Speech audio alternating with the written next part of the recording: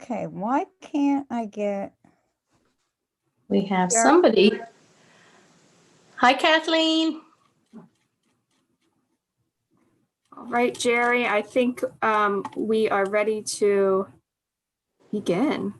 Excellent. Well, good morning, everyone, and welcome to the Newark Museum's Home for the Holidays Holiday House Tour.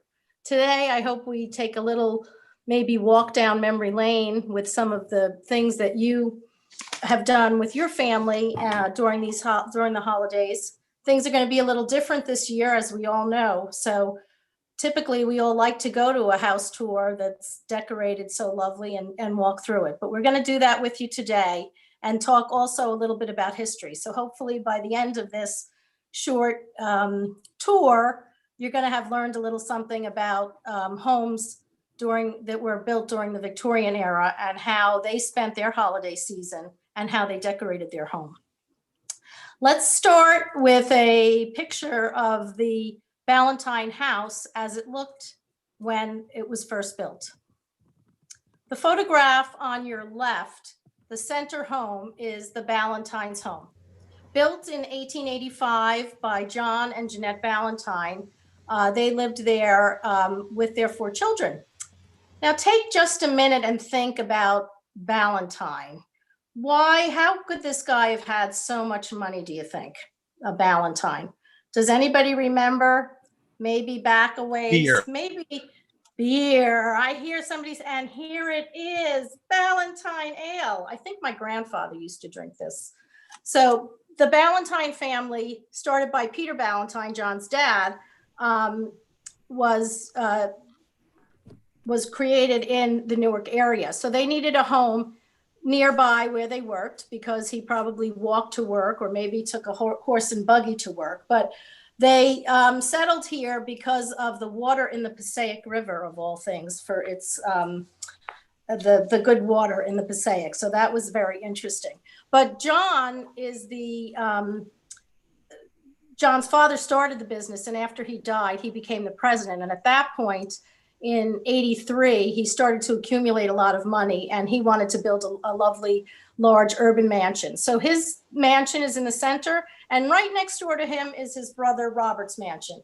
Similar in style, but that is no longer down on Washington Park in Newark. The photograph on the left is young Henry Young, and Henry Young was the son of Alice Ballantine, who was the daughter of John Ballantine. She lived in this home from her teens, probably through her maybe 30s. Once she was married, and she was married inside the home, she and her husband had an apartment built by their mother up on the 3rd floor of the Ballantine House. Some of you who have visited the Ballantine House already may have been in that room. We use it as the trustees' room now. Very beautiful room, and that is the room where this young child is sitting under the Christmas tree. Let's take a walk inside the hallway of the house. Oh, isn't this beautiful? Magnificent home. The home that the Ballantines built, and people that were wealthy like the Ballantines, were built so that they could show their wealth, and they made them very grand. And they would have a lot, as you can see, stained glass in the front doors, beautiful wood paneling, and beautiful wall coverings, as you can see.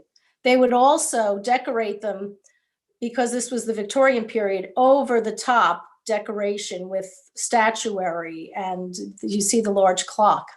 Let's take a look at what this hallway looks like with people in it so you can get an idea of the scale.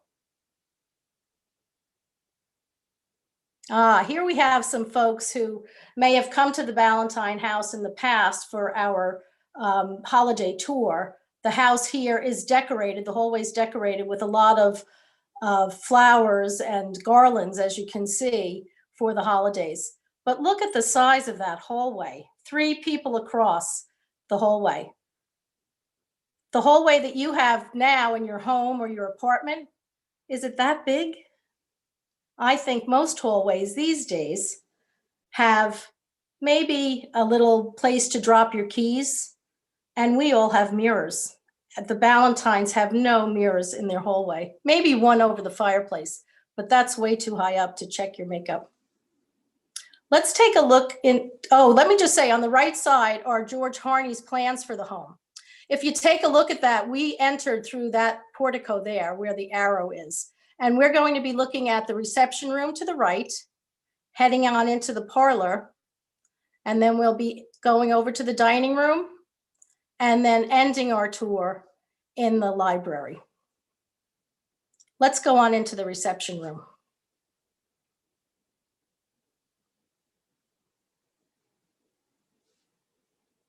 Take a minute to look around the room. Look at all those fancy things. They really wanted to show off their wealth, didn't they? So they had a lot of objects that were decorative. Some of them were probably purchased right in the Newark area where there were a lot of potteries. Lenox was there, Tiffany. Also, they had beautiful furniture, but they really crammed it into the room, didn't they? This reception room would have been used for people coming to visit Mrs. Ballantine. If she had time on her hands on the day you were visiting, she and her daughter Alice may sit down in this reception room and you'd come in and spend 10 or 15 minutes with them. You wouldn't even take your coat off, but she would spend some time with you and then off you would go. If you came into the room and you were not able, she was not able to see you, you would leave a calling card. Let's take a closer look at that table that's in the center of the room. Oh, that might be the next slide. Okay, we'll look at it from here. So on that table, there it is, there's a tray, and that would be for the calling cards. Right now, it's decorated with some Christmas cards, and let's go back to taking a look at Christmas cards of the day.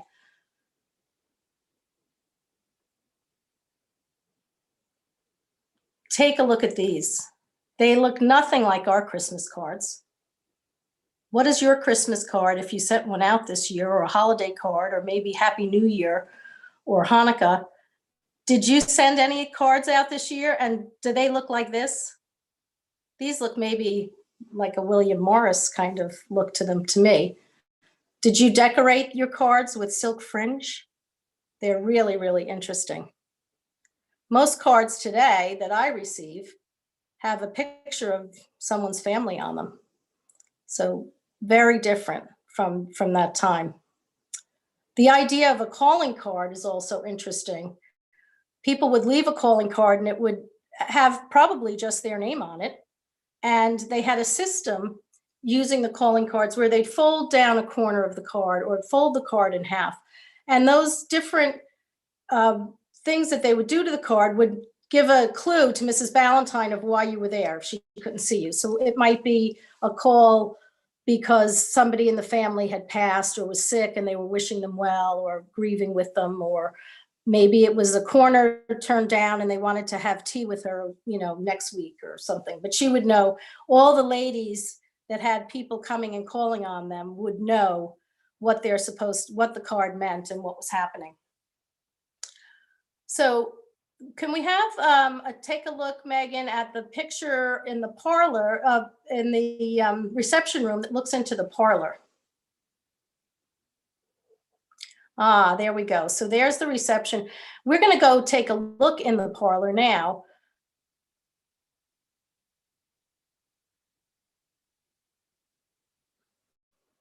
Oh, this is a lovely room. So we have just come around. We came through the hallway, but you can see there are pocket doors. Take a couple of seconds now to really take in all that's going on here in the parlor room during the holidays.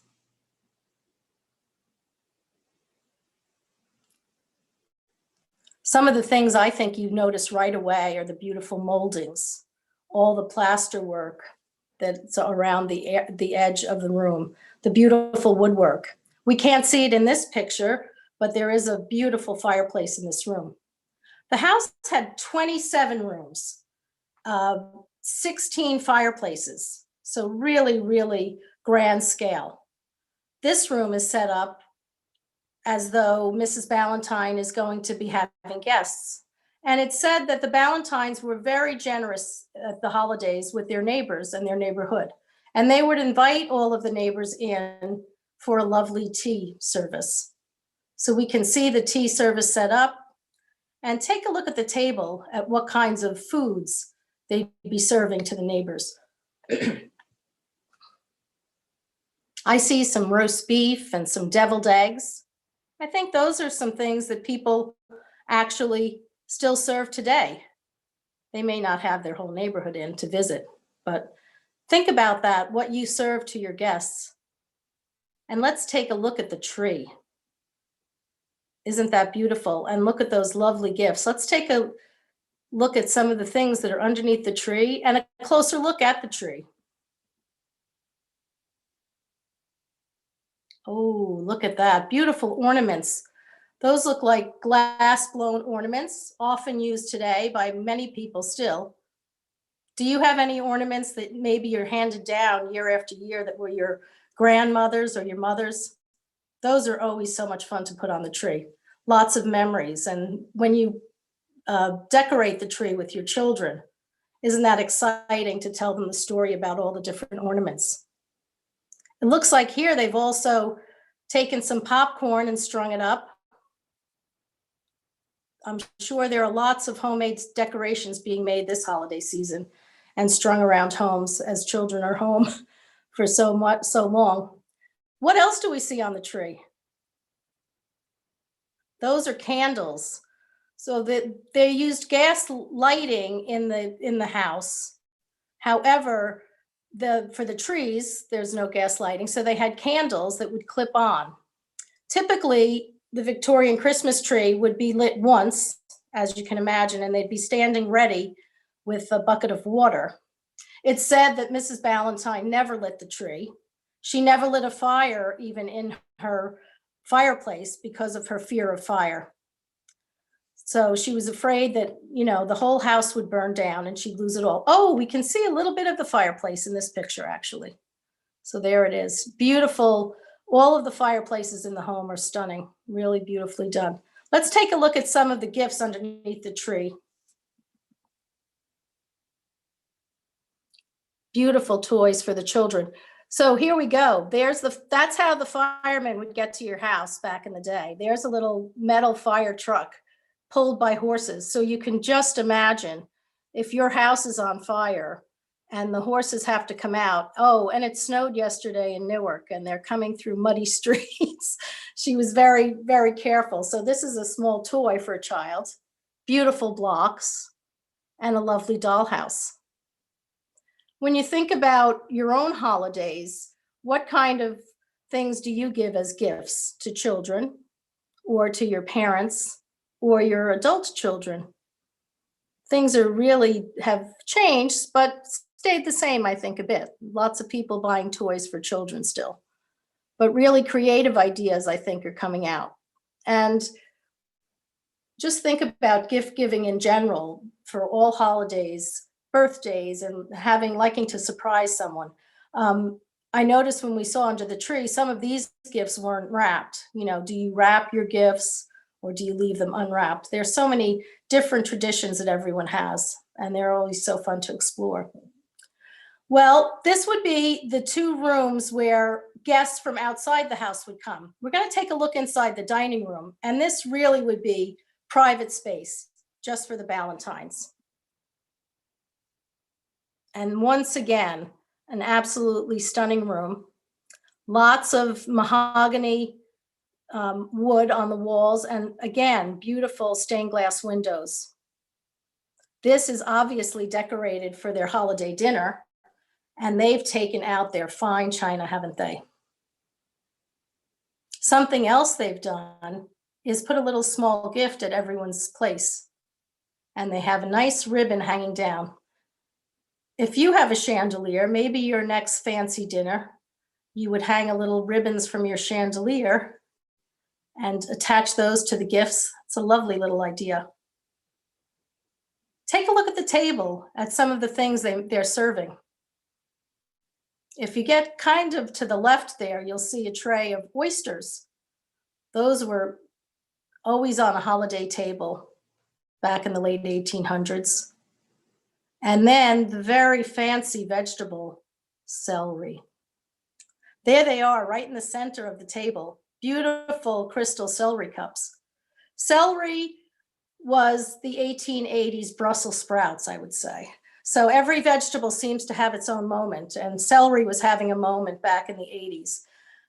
The family in this particular setting that we have, we're going to see when we look at the buffet, they had celery that was raw there in those celery cups, but they also braised their celery. So they had celery many ways. Yummy. And then let's take a look at the center of the table. What do you think that is? Well, it says it right there. Plum pudding. Delish. It's the fruit cake that your neighbor brings. Carol, don't bring me a fruit cake. But there it is. Beautiful fruit cake, steamed, filled with all kinds of mince meat and suet. Yummy. Looks just fabulous. So that would be, they would have that with their dinner. And then let's take a look at their buffet and see what else they're having.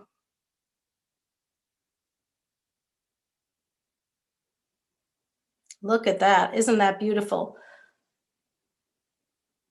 So they take out their fine china and their fine crystal, and there would be a turkey and a ham. Oh, and they didn't do any of this themselves. They had 16 people serving them in this house, in this 27-room house.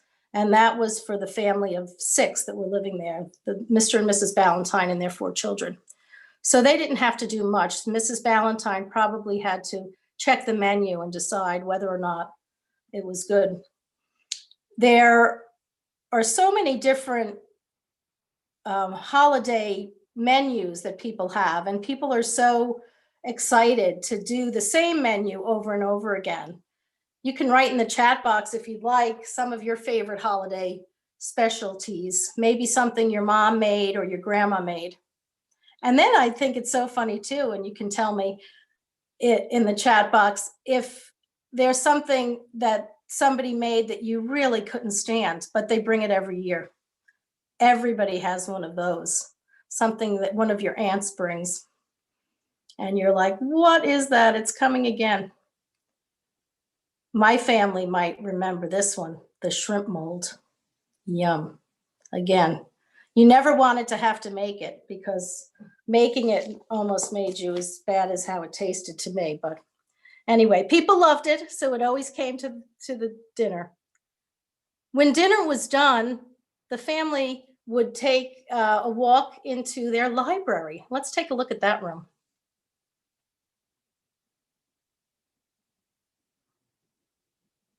Oh, there's another shot of the dining room. Here's the library. It looks just like your family room, doesn't it? Filled with beautiful books, stained glass windows, velvet curtains. Oh, it looks nice and warm and cozy, doesn't it? This is where the family would gather at the end of the day on Christmas, and they might play games. Looks like they're eating some dessert. We have a close-up shot there in the corner. Some fruits, candied fruits, maybe some little petit fours. What do you notice about over the mantle?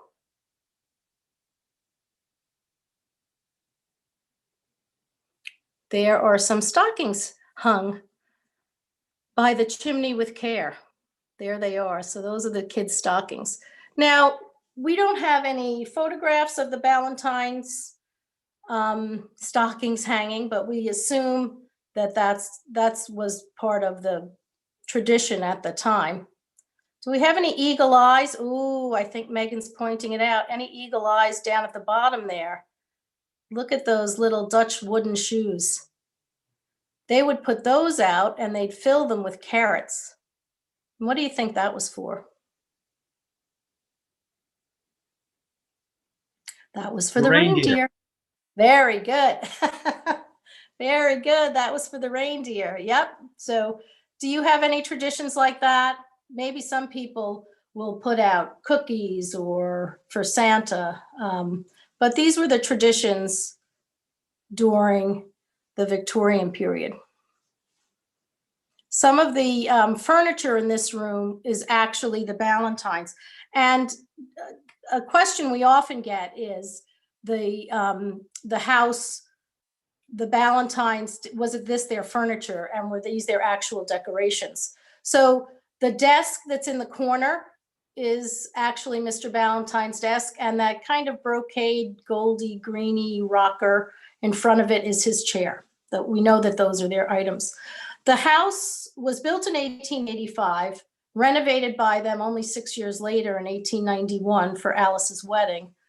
And they lived in the house until 1919. Mr. Ballantine died, and Mrs. Ballantine continued to live in the house. Alice was married in 91, and Mrs. Ballantine built, as I said, on the third floor, an apartment for the Youngs. Their last name was Young. And they stayed up there. After Mrs. Ballantine died in 1919, Alice finally decided to sell the house. So lucky for the museum, they sold the house to a insurance company that used it as offices. And quite honestly, they didn't change much of the decor, which was so lucky for us because all of the wood paneling was still there. They did change some of the wall coverings, and the wall coverings that exist now, this is painted, but made to look like leather. And the same in the reception room, the wall covering was leather, made to look like leather, but it was painted. And all of the chandeliers at the time, there was electricity, so those were changed out. But the chandeliers that exist in the house today are of the period, as are all of the furnishings. So, see, we can see this would have been a gas lamp at the time. It's now, of course, has electric. And this house had plumbing, indoor plumbing, 3.5 baths. So really, the museum acquired the house back from the casualty company in the 30s, I think. And then in the 70s, they used it for offices and for storage for the museum, if you can believe it. And the director, Sam Miller, at the time in the 70s, decided to renovate it and have it as a urban mansion that people could go through. There are very few anymore of these urban mansions that people can tour through, unfortunately. So today, I think we have a picture of how the museum looks today from outside on Washington Park. And you'll notice Robert's house is gone, and we have a big building next door. I'm not exactly sure who inhabits that, but just on our block, our new neighbors are Audible. They have a big building there, and the Newark Library is about 2 doors down, another beautiful building that if you get the chance to come and take a look at. Rutgers has a dorm building that they repurposed into dorm space. So it really is still hustling and bustling there in Washington Park. And the museum building is just to the left in this photo. You can just see a little corner of it today. So we hope that pretty soon people will be able to come to the museum again, and our doors will open and we can welcome all of you in person. There's so much to see there and so much happening in downtown Newark. So we hope you can join us again. Let's take a chat for a minute and see if anybody has any questions, Megan. There are a couple. Let me just pull up my chat here. Everyone's been typing away, which is really fun. It's fun to hear where everyone's from this morning. We have people all over, Jerry. We've got some folks from Tennessee, from Texas, from New England, you know, all over the US. It's really fun to have everyone on this tour together. If you all have questions, you can type them in the chat. And I think, Jerry, you said you have a few moments you can take some questions. Sure. Oh, we even have a guest from California. Oh, it's got to be early there for you in California.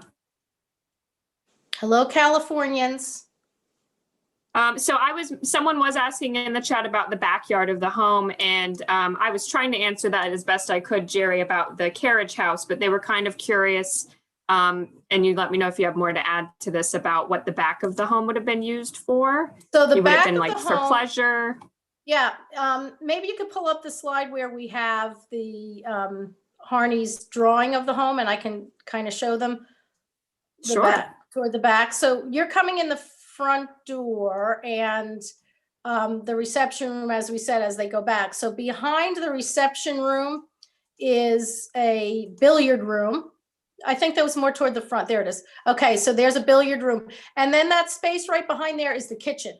So, and then where we can see that there, the carriage house would have been outside in the back there. And they did have quite a good sized garden out in the back there that they would use. So the servants, they had 16 servants.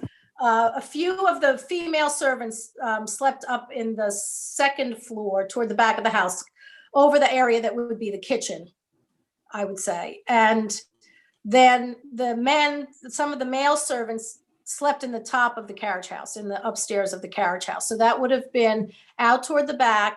And I'm trying to think what the name of that street is. The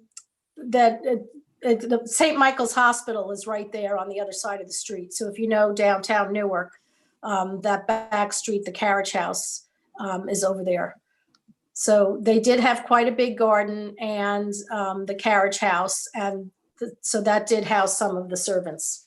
They didn't really, the front of the home, I think if we go back to that first slide that had the three houses, we don't really see Washington Park. But they were on it's a triangular park that still exists in where it is. And that's a green space as well. So I think people of that time felt that that park setting was their front lawn for them. And very stashy neighborhood to be at Washington Park. Those were all homes, residential homes at that time, and churches. I think we can see the steeple of one of the churches that still stands today. There it is. Yep.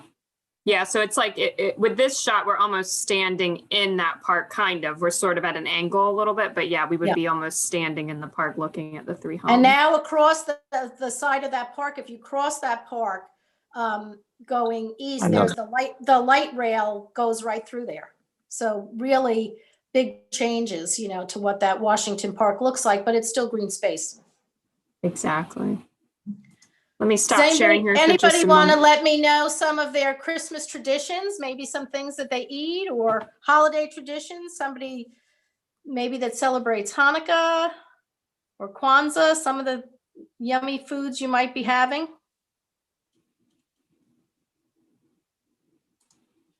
Lots of cookies, Susan says. Oh, that okay, sounds I'm like coming over there. That sounds exactly. good. With the limited amount of people that you can have in your home, every time I make cookies, my husband's like, it's just us. We have to eat all the cookies. So we have to slow down on the cookie making. John says he's having pie in the chat. Oh, that sounds yummy. Latkes for Hanukkah. Oh, I love that. Yummy, yummy, yummy. Homemade ravioli, cornbread dressing. Y'all are making me very hungry this morning. Exciting. What kind of other? Virginia says she's baking potica. Virginia, what's potica? I don't know if I know that one.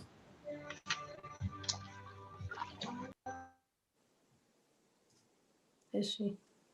She might be typing. We also have a couple of questions here about someone wanted to know if any of the Ballantines descendants are still in the area, Jerry. Do you know much about that? I know that when there are still descendants around, because I think things are given to the museum, not regularly, but a lot of things were returned to the museum once they opened the house. I believe when Alice moved, and I think she had, I don't know how many children she had, they moved to really far away to like the Morristown area. So I think there are still some in the New Jersey area, some descendants of the Ballantines, but I have not met any of them. I think some of the docents have told stories that they have been back to the house. Ballantine Ale, as you know, because my husband went out and found it out on Route 22. Ballantine Ale is still made, but it's no longer made in Newark. It's made in Milwaukee, Wisconsin by Pabst Blue Ribbon.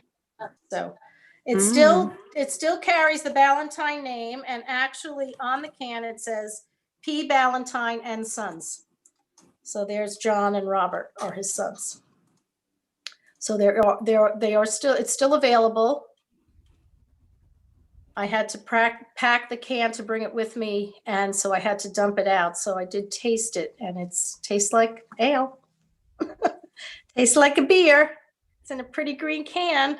If you want to use it for your decorations. So still available. Any other questions? A number of years ago, one of our docents had one of the Ballantines on their tour. One of us did, so that was fun. And Wow. live out at that time, and I think yes they still do, lived out in the Morris County area. That seems to be where they have migrated to. Mm-hmm. Ah. Yeah.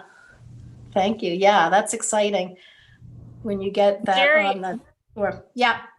Madeline has written in the chat, and this is a great question because I know we cover this on our regular Ballantine House tour, but with our holiday theme today, we can only cover so much. But she's curious to know about some of the objects she saw in the rooms. She noticed that there were some plates with Napoleon and Josephine kind of depicted on the plates, and she wanted to know, are those tourist items that maybe they picked up in France, or like maybe a little more about these objects they would have used to decorate these rooms we saw. So the objects that we do have in the rooms, most of those are, as I said, not the Ballantines' actual things, but they are of the time. And people that had these urban mansions or that had any real money and really wanted to show others how much they had by displaying all these objects would have picked up things while traveling in Europe, and or sometimes at World's Fairs and things like that, where they pick up these objects and they would display them. So they may have taken a trip to France and gotten some of those things and then displayed them. Yeah, but that's kind of how the decor went. And I think to this day, people do similar things. You guys can write in the chat box now too. Some things maybe you display in your own home from your travels.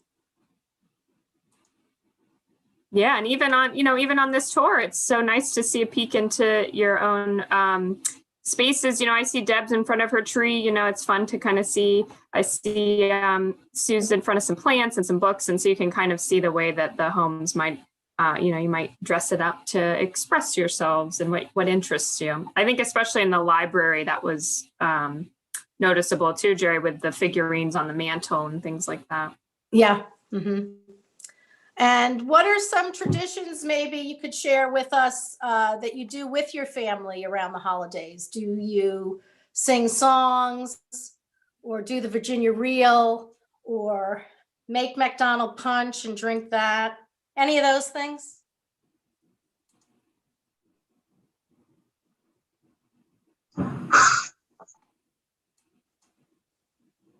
You can unmute and tell us, or you can type in the chat if you like. I think this holiday season we'll all probably be getting creative and starting some new traditions.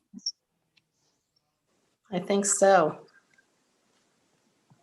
And that's always so much fun if you have young children around, to get them to learn some of your family traditions and then start some new traditions with them. Exactly. I'm just curious before we wrap up, Jerry, and this has been such an amazing tour. I'm just curious to know who on our tour today has actually been to the home in person. Show of hands, or you can type in the chat if you've been to the home in person. Wonderful. And I know we have people from all over today. So if you haven't, that's going to have to go on your bucket list. Yes. Next time you find yourself in New Jersey. That's right.